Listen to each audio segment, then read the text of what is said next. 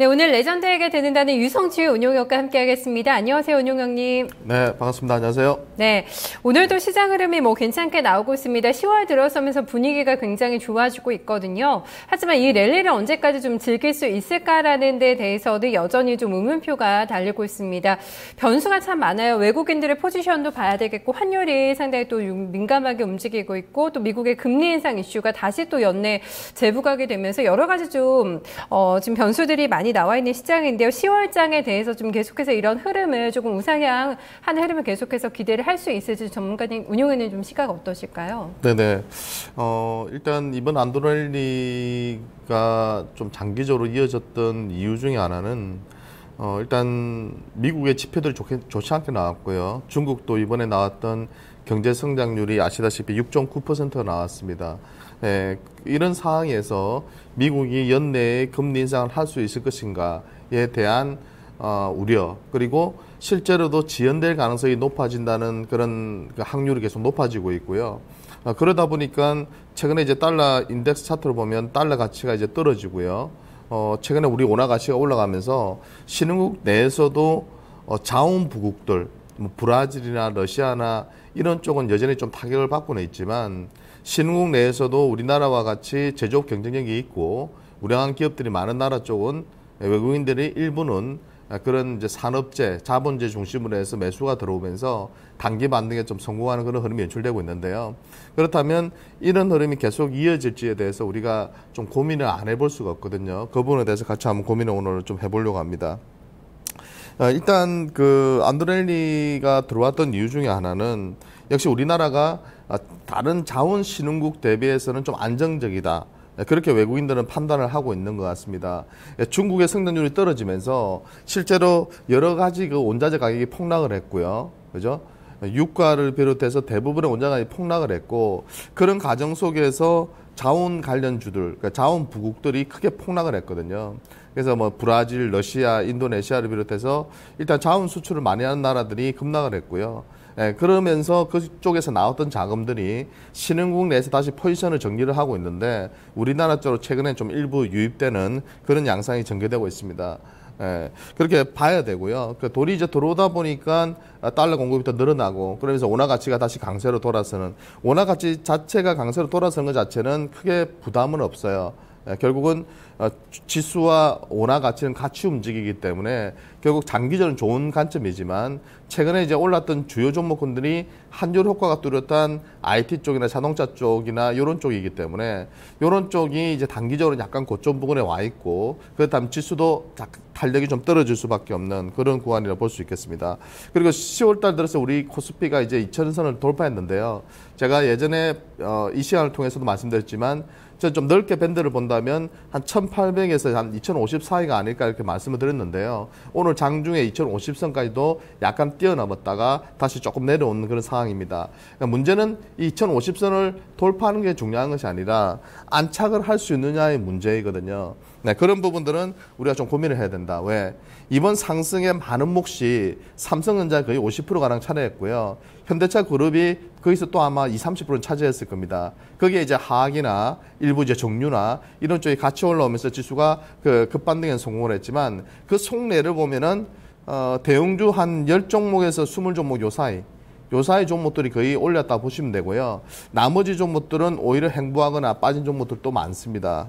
그렇게 이해를 해야 되고, 특정 기업들의 상승으로 지수가 2,050까지 왔지만 그것을 우리가 그저 보이는 그 착시 효과 때문에 시장이 대세 상승으로 돌아섰다고 보기에는 아직 판단은 시기상조다 이렇게 말씀을 드리고요.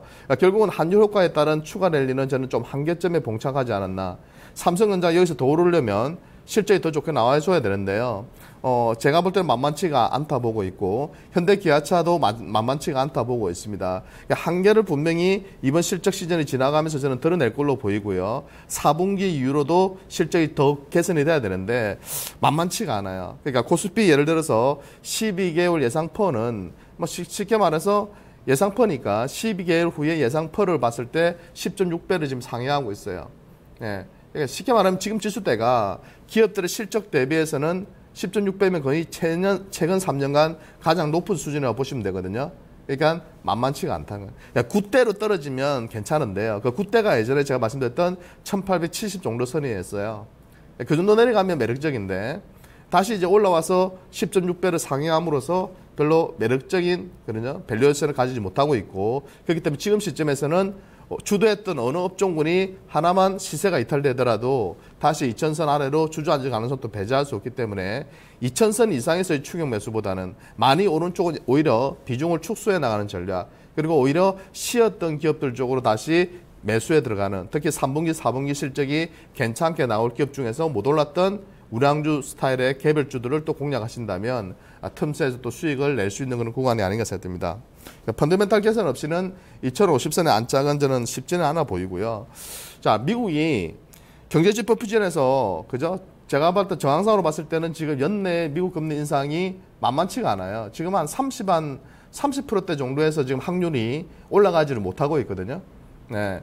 미국의 고용 지표도 요번에 보니까 생각보다 좋지 않았고요. 네. 중국도 지금 성장률이 추락하고 있고, 연말 수요로 인해서 지표가 좋아지게 되면 12월 달에 물론 할 수는 있겠지만 하더라도 상당히 제한적으로 할 것 같고요. 이번에 한번 하고 나면 그 다음부터는 당분간은 안 할 가능성이 저는 상당히 높다 봅니다. 타이밍을 잘못 잡으면 미국도 결국은 일본처럼 될 수 있는 부분이거든요. 일본도 너무 빨리 긴축을 시작함으로써 경제가 꺾여서 잃어버린 20년을 가졌기 때문에 미국 입장에서는 그런 것을 원하지 않을 것이고요. 그렇다면 아주 천천히 완만하게 금리 인상을 할 가능성이 높다고 봅니다. 그런 가능성 때문에 최근에 안도랠리가 지금 진행이 되고 있는 상태인데요. 문제는 미국, 중국, 유로존, 일본 다 만만치가 않다는 거예요.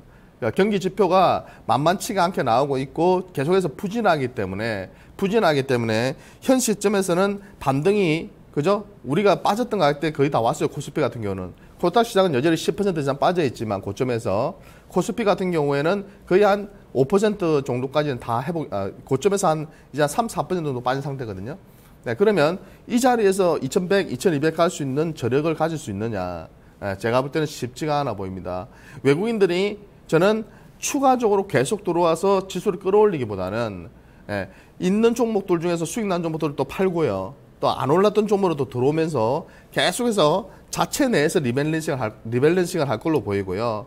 그런 과정에서 시장은 2050에서 한 1900 정도 사이에서 왔다 갔다 할 가능성이 높고요. 그렇다면 박스권의 하단인 한 1900, 1850 이런 구간에서는 대형주를 공략하고 2000포인트 이상에서는 오히려 안 올랐던 개별 우량주 쪽을 공략하는 그런 전략이 좋지 않나 생각이 듭니다.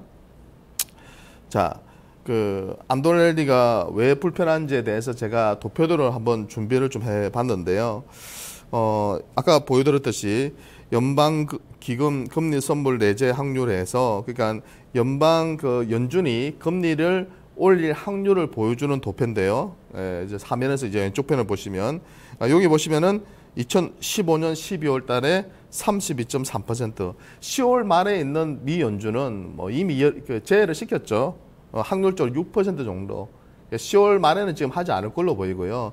미국이 지표가 이번에 좋게 나왔다면 10월 말에라도 했을 건데, 제 판단에서는 이미 옐런 의장은 지난 9월 달에 미금리 인상을 하지 않을 때 이미 연말 정도를 본 것 같고요. 3개월 정도 지켜보다가 그때 가서도 지표가 좋지 않게 나온다면 또 연기할 가능성이 높습니다. 근데 그때 연말 효과로 지표가 조금 개선된다면 아마 소폭 금리 인상을 단행할 가능성이 높은데요.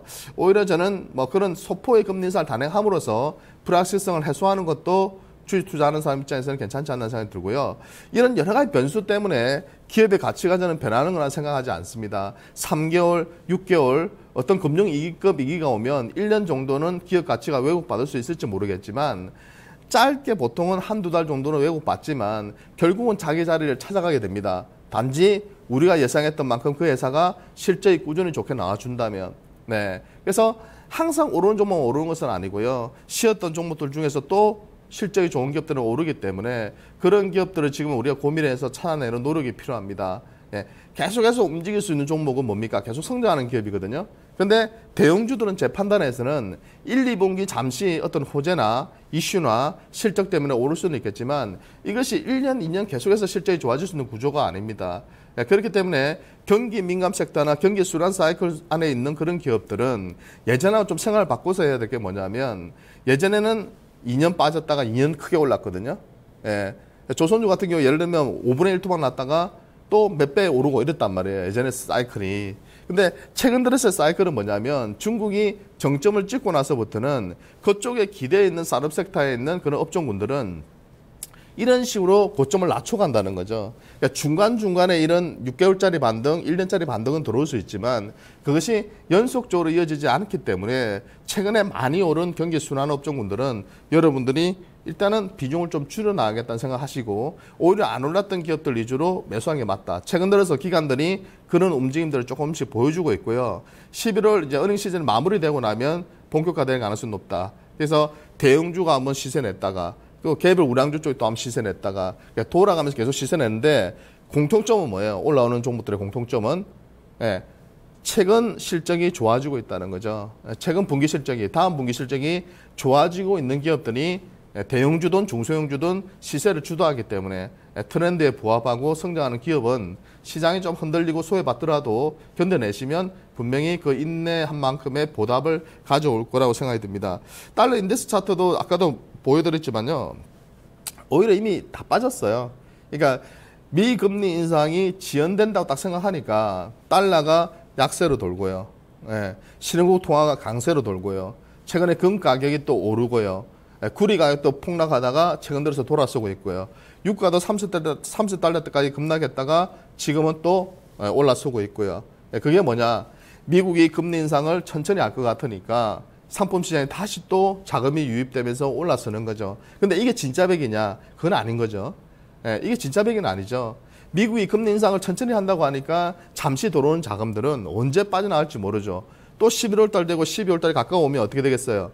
미 연준이 12월 달에 금리 인상할 수도 있어 하면서 그 이전에 또 돈을 빼기 시작할 겁니다. 그렇기 때문에 자금의 흐름이 워낙 빠르게 진행되고 있기 때문에 지금 시점에서는 믿지 마라. 그게 맞고요. 단지 단기 대응을 하시는 분들은 기간성 자금을 잘 보시면 될 것 같아요. 최근에 기간에 손대는 기업들이 다 오르거든요. 상반기에도 그랬고 하반기도 그죠? 대형주 위주로 기관들이 손대면서 올랐고 그러니까 기관들이 또 대형주를 수익 실현하고 나서 그 다음에 또 옮겨갈 섹터가 어느 쪽이냐. 결국은 대형주든 중소형주든 실적이 좋은 기업인데요. 가격적인 메리트는 실적이 좋아지는 업종군 그러니까 안 올랐던 기업들이 좀 있습니다. 그런 업종군에 좀 관심을 두실 필요가 있지 않나 생각이 듭니다. 자, 그리고 삼성전자를 제외한 하반기 실적 전망을 좀 보시면요. 이런 거거든요. 제가 걱정하는 게 뭐냐면 오르긴 올랐는데 삼성전자를 제외한 하반기 실적 전망 3분기, 4분기 건데요. 약간 금정색, 청색으로 되어 있는 것이 3분기고요. 그 다음에 이게 회색으로 되어 있는 선이 지금 현재 4분기입니다. 이렇게 보시면 아시다시피 삼성전자를 제외하고 나니까 어때요? 2015년 들어서 기업의 실적 전망이 계속해서 지금 빠지고 있죠. 그죠? 4분기에만 약간 돌아서긴 하는데요. 결국은 삼성전자 효과라고 보시는 게 맞는 것 같아요. 삼성전자 이번에 예상했던 것보다 훨씬 높은 그런 영업이익 수준을 내면서 기업의 실적 전망이 높아졌고 삼성전자 급반등하면서 그죠? 상승폭의 거의 절반 가까이는 삼성전자가 차지했다는 거죠. 네. 지금 지수가 2050까지 왔지만 이것이 삼성전자를 빼고 나면 거의 절반의 상승폭은 반납을 해야 된다는 거죠. 네. 그러니까 시장은 엄청 좋아 보이지만 실제로 기업들의 실적은 전체로 본다면 전망 자체는 여전히 좀 부정적으로 이어지고 있다. 왜 그러냐면 중국이 어렵잖아요. 중국이 어렵잖아요. 그죠? 미국도 예상보다 지표가 부진하고 유럽도 어려워요. 그죠? 수출할 데가 별로 없죠. 그러니까 수출이 계속 지금 급감하고 있어요. 그러니까 이런 상태에서 일시적으로 환율 효과로 좋아질 수는 있지만 지금 1200원까지 가까이 갔던 지금 환율이 많이 빠져 있잖아요. 1130원, 20원 이렇게 빠지게 되면 어떻게 돼요? 환율 효과도 또 사라지게 되죠. 그러면 반짝 3분기 실적이 좋았다가 4분기 이후로 실적이 떨어지거나 내년 상반기부터 실적이 또 꺾여버리면 주가는 또 되돌아가는 겁니다. 그렇기 때문에 그런 부분에 우리가 조심을 해야 되고 그런 부분에 좀 고민을 해볼 필요가 있지 않나 생각됩니다. 자, 국내 주식형 펀드 자금 유출입인데요. 요거도 이제 시사하는 바가 뭐냐면 그러니까 이거예요. 한마디로 말하면 지금 올해 상반기 이후로부터 보면 주식형 펀드가 지금 5월달까지 엄청나게 빠지다가 돈이 빠져나가다가 지수가 그때 막 잘 나갔죠. 막 잘 나갈 때 막 많이 오르니까 이제 돈이 확 빠져나갔어요. 네. 그러다가 또 우리 시장이 1800 그죠? 깨로 내려갔었잖아요. 1800까지 찍고 올라왔잖아요, 지금. 1800 찍으면서 이제 그때부터는 자금이 막 들어옵니다. 싸다는 공감대가 형성되면서 또 들어왔고요. 그러면서 지금 6월 달부터 9월 달까지는 아주 빠른 속도로 자금이 유입이 됐다고 보시면 되겠고요. 근데 문제는 뭐냐? 2000선이 또 10월 달 돌파되고 나니까 또 자금이 빠져나가고 있는 거죠. 기관 펀드를 중심으로 해서 또 자금이 빠져나가고 있고요. 그러니까 또 뭡니까? 우리나라는 기관들이 2000선만 넘어서게 되면 일단은 차익실현 나서는 아주 고질적인, 그러니까 이 라인만 올라서게 되면은 기관들이 매도로 돌아서고 또는 개인들이 팝니다. 팔아달라. 펀드를 해지해버리죠. 부담스러우니까 2100에서 맨날 얻어맞고 2200을 돌파 못하다 보니까 항상 2000 이상만 가면 매도 사인이 나오고 있고요. 그러다 보면 기관 입장에서도 어쩔 수 없이 한배를 해줘야 되고, 그런 펀드 한배가 집중되면서 또 자금은 계속해서 빠져나가는 그런 흐름이라고 보시면 됩니다. 그런데 지금 또 마찬가지로 생각하는 게 뭐냐면, 지금 현 시점에서 결국 외국인들이 상당히 공격적으로 들어와 준다면 저는 가능하다고 봐요. 시장이 더 갈 수 있는 게. 그렇지만 외국인들 입장에서도 12월 달에 미금리 인상이 안 될 수도 있지만 그런 가능성이 있기 때문에 지난 9월 금리 인상 여부가 확정되기 전, 미연준 회의가 확정되기 전 7, 8월 분위기를 보면 어때요? 자금이 계속 빠져나갔죠. 엄청난 돈이. 그렇기 때문에 이번에도 제 판단에서는 11월 달 되고 12월 달 되면 외국인들은 오히려 매수했던 부분을 또 매도로 돌변할 가능성을 배제할 수 없기 때문에 그런 부분에 대해서 우리가 좀 고민을 해볼 필요가 있지 않았어야 됩니다. 그래서 원달러 한 줄도 보시면은 상당히 많이 빠졌죠, 고점에서. 그렇기 때문에 이게 워낙 강세가 된 겁니다. 나쁜 건 아닙니다. 나쁜 건 아니고, 그렇지만 워낙 지금 글로벌 경기가 안 좋은 상태에서는 이런 한 줄 효과가 좀 일시적으로 거쳐버린다는 것은 좀 아쉬운 부분이 되겠죠, 수출 기업들에게는. 그런 관점에서 4분기 이후의 실적에 대해서는 우리가 좀 고민을 해볼 필요가 있습니다. 그런 관점에서 지금 10월 그 달 들어서 외국인들이 선호하는 그런 업종군들을 제가 한번 뽑아와 봤는데요. 외국인들이 많이 산 업종군들이 제일 많이 산 쪽이 소프트웨어 쪽이고요. 그 다음에 최근에 또 좀 많이 올랐던 쪽이 화학 업종군들, 이런 쪽도 좀 많이 샀고요. 필수 소비재 관련주들도 꾸준히 모아왔고요. 그 이후로 이제 보시면 예전에는 좀 안 보였던 그런 업종군들이 상위권에 지금 들어가기 시작합니다. 에너지 업종, 자동차 업종, 조선 업종, 그죠? IT 가전, 요런 쪽, 건설, 요런 쪽으로 자금이 유입이 됐어요. 그러니까 이건 뭘 뜻하냐면, 일단 외국인들이 그동안 계속 팔다가 미국이 이제 9월 달에 금리 인상을 하지 않은 이후부터 이제 외국인들의 그런 성향을 보면, 그죠? 미국이 금리 인상을 하지 않는다는 것이 발표된 이후부터는 일단은 그동안 많이 빠져있던 대표적인 업종 대표주 중에서 경기 민감 섹터에 있는 그런 업종군들을 사모았다고 보시면 될 것 같아요. 근데 이게 정말 경기가 좋아질 것이라는 기대감으로 원래는 미국이 금리 인상을 해야 돼요. 해야지 이런 경기 민감 섹터가 날아가는 겁니다. 급등을 하는 겁니다. 맞잖아요. 미국이 금리 인상했다는 것은 미국 경기가 좋아진다는 것이고 글로벌 경기가 좋아진다는 뜻이니까. 그러니까 이런 기업들이 오르는 거거든요. 원래는. 원래는 그렇게 지금 진행이 돼야지 맞는 겁니다. 근데 이번에는 역으로 됐어요. 보통은 미국이 금리 인상하기 전에 보면 8월달, 7월달 이럴 때요. 미국이 9월달에 거의 금리 인상 한다는데 했잖아요. 그러면 그때는 어떻게 되냐. 미국 금리 인상 구간을 가게 되면요. 성장주들이 빠지고요. 가치주들이 오르기 시작합니다.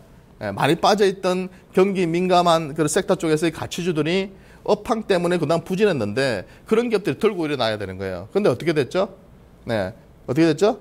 물론 좀 들고 일어나긴 했는데 상반기 내내 미국이 금리 인상한다 한다 했지만 성장주들이 계속 날아갔어요. 미국 시장에서도 마찬가지고. 변화가 나타난 게 8월 달부터 나타난 것 같아요. 그러니까 8월 달부터는 이제 그런 흐름들이 지금 나와주고 있거든요. 근데 금리 인상 안 했어요. 그러면 이쪽이 빠져야 되는데 경기 민감 섹터가 여전히 주도를 하고 있는 형국이죠. 왜? 외국인하고 기관들이 계속해서 매수를 해주니까.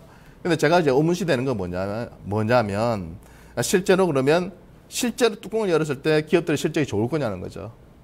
그 부분은 저는 좀 장담하기는 쉽지 않다 보입니다. 결국은 수급으로 올렸지만 결국 뚜껑을 열었을 때 실적이 받쳐주는 삼성전자나 일부 기업들은 계속 올랐지만 나머지 기업들은 실적 뚜껑을 열었을 때는 실망할 가능성이 높고요. 그러면 지수 자체도 다시 쉬어가는 그런 구간으로 갈 가능성도 배제할 수 없다 이렇게 판단됩니다. 그래서 이 업종군들을 보면 현재로서는 이 앞에 있는 업종군들, 저는 소프트웨어 업종을 워낙 좋아해요. 예, 왜 하드웨어보다는 소프트웨어라고 저는 믿고 있고요. 시대적인 트렌드가 그걸로 가기 때문에 이런 쪽 섹터나 뭐 필수 소비자 쪽도 좋아합니다. 그러니까 상위권에 있는 섹터 중에서도 계속해서 갈 수 있는 섹터는 소프트웨어 필수 소비자 쪽이라 보고 있고요. 근데 뭐 화학이라든지 그 이제 뭐 조선이라든지 에너지라든지 이런 쪽은 조금 한계는 있을 것이다. 예, 한계는 있을 것이다. 하지만 당분간은 좀 더 진행은 될 가능성이 높다고 봐요. 외국인들 기관들의 지금 수급적인 움직임을 봤을 때. 하지만 11월 중순 어닝 시즌이 마무리되는 시점에서는 여러분들 조금 더 고민해 보셔야 되고요. 오히려 지금 시점에서는 지금 실적 발표 끝나지는 않았지만 실적이 괜찮게 나올 수 있는 업종군들이 몇 개가 있어요. 그래서 소프트웨어 그 삼성페이를 중심으로 한 그런 소프트웨어 관련 업종군들도 좋아 보이고요. 또 지난주에 제가 소개시켜드렸던 업종군들 중에서 IT 쪽에서도 LED 쪽이 이제는 바닥권에서 서서히 올라서는 그런 흐름들. 일주일 동안의 움직임을 보더라도 거래량이 터지고 기관들이 이쪽으로 자금이 또 유입되는 그런 흐름들이 연출이 되고 있거든요. 그래서 이런 쪽으로도 여러분들이 조금 더 관심을 두시고 좀 매매를 해 나가신다면 좋은 그런 결과가 좀 이어지지 않을까 하는 생각이 듭니다. 오늘 이 시간을 이렇게 마무리하고요. 저는 다음 주에 뵙겠습니다. 감사합니다.